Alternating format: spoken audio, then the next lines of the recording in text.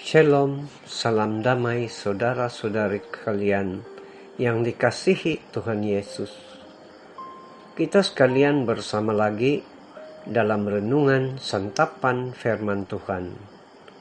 Bersamaan Isnin 1 September 2025. Bacaan firman Tuhan yang akan kita dengar dan renungkan daripada Injil Lukas bab 4 ayat 16 sampai 30. Mari bersama mendengar dan merenungkannya. Sekali peristiwa, datanglah Yesus di Nazaret, tempat ia dibesarkan. Seperti biasa, pada hari Sabat, ia masuk ke rumah ibadat. Yesus berdiri hendak membacakan kitab suci. Maka diberikan kepadanya kitab Nabi Yesaya. Yesus membuka kitab itu dan menemukan ayat-ayat berikut.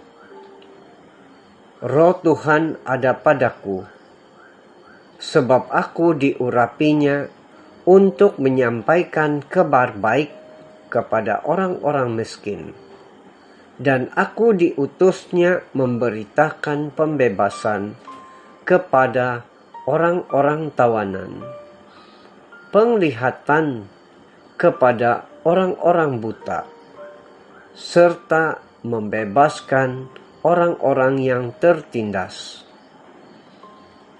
Aku diutusnya memberitakan bahwa tahun rahmat Tuhan telah datang. Kemudian Yesus menutup kitab itu dan mengembalikannya kepada pejabat, lalu duduk.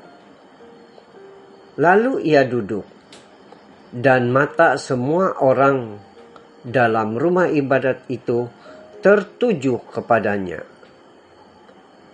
Kemudian Yesus mulai mengajar mereka, katanya, "Pada hari ini genaplah ayat-ayat kitab suci itu pada saat kalian mendengarnya."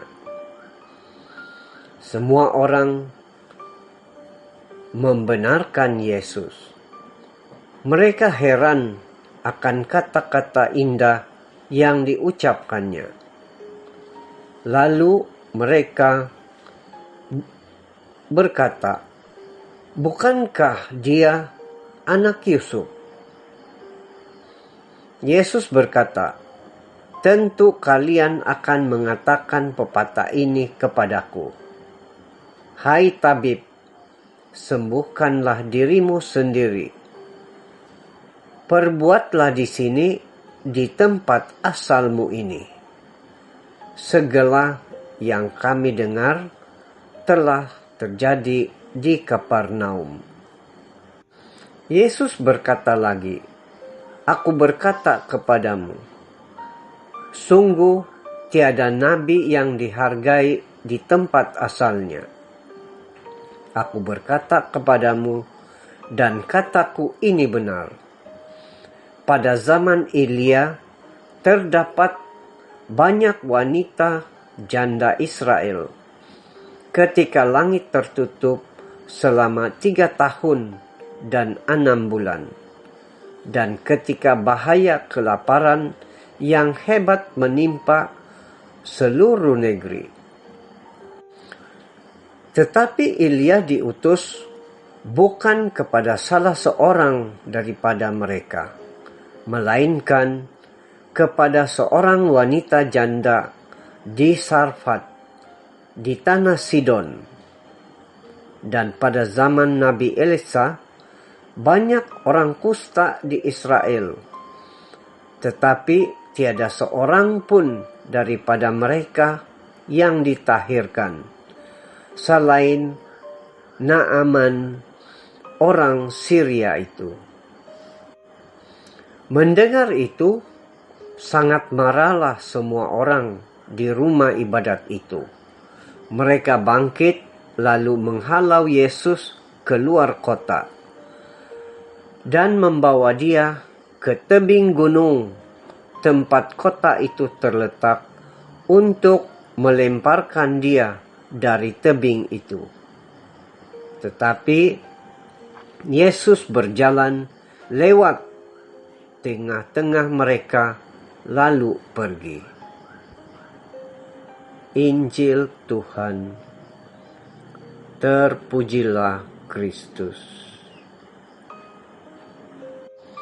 Saudara-saudari, Injil hari ini memberikan kita suatu pembelajaran yang sangat penting tentang penolakan Mesias oleh komunitinya sendiri dan pentingnya menerima Injil atau menerima Yesus bagi semua orang, termasuk yang bukan Yahudi. Dan panggilan untuk berani menjadi saksi kasih Allah di tengah-tengah masyarakat. Bukan jika menghadapi penolakan dan tantangan.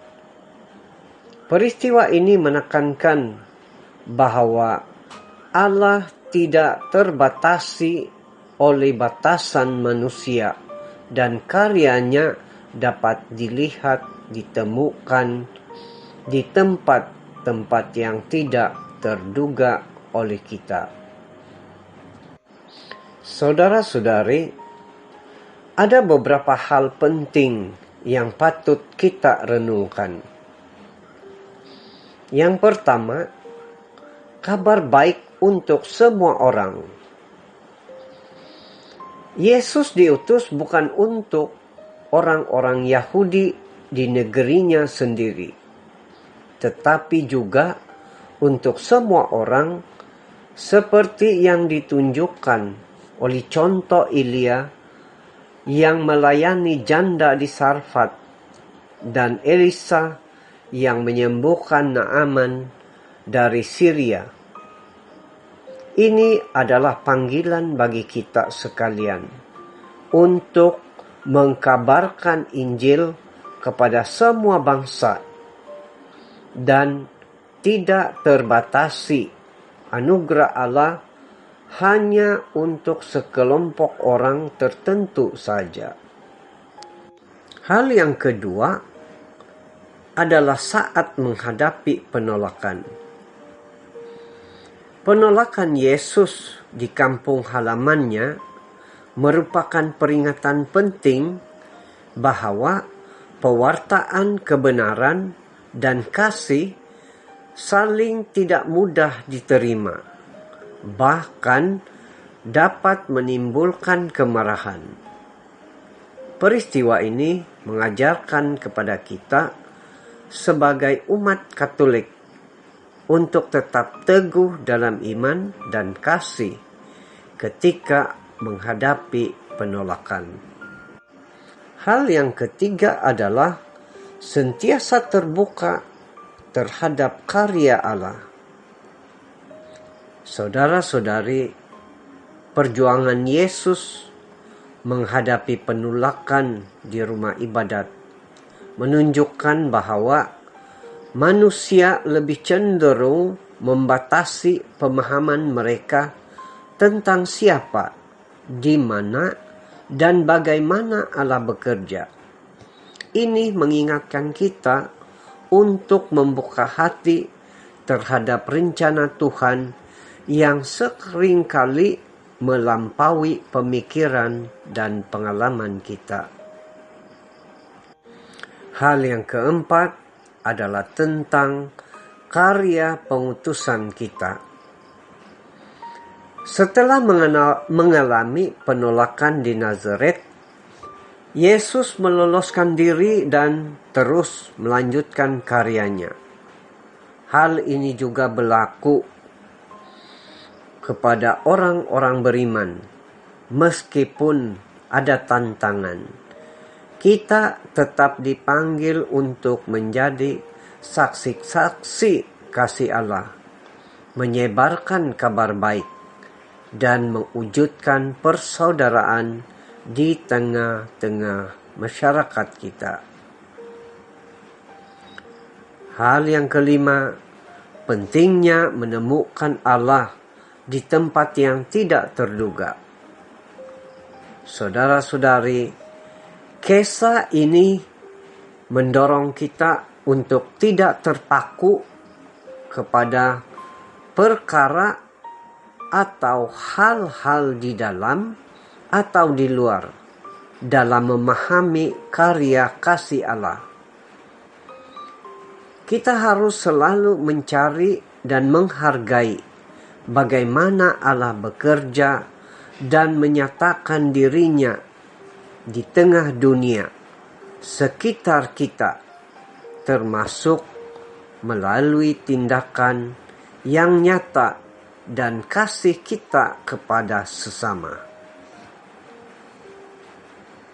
Tuhan Yesus memberkati kita sekalian.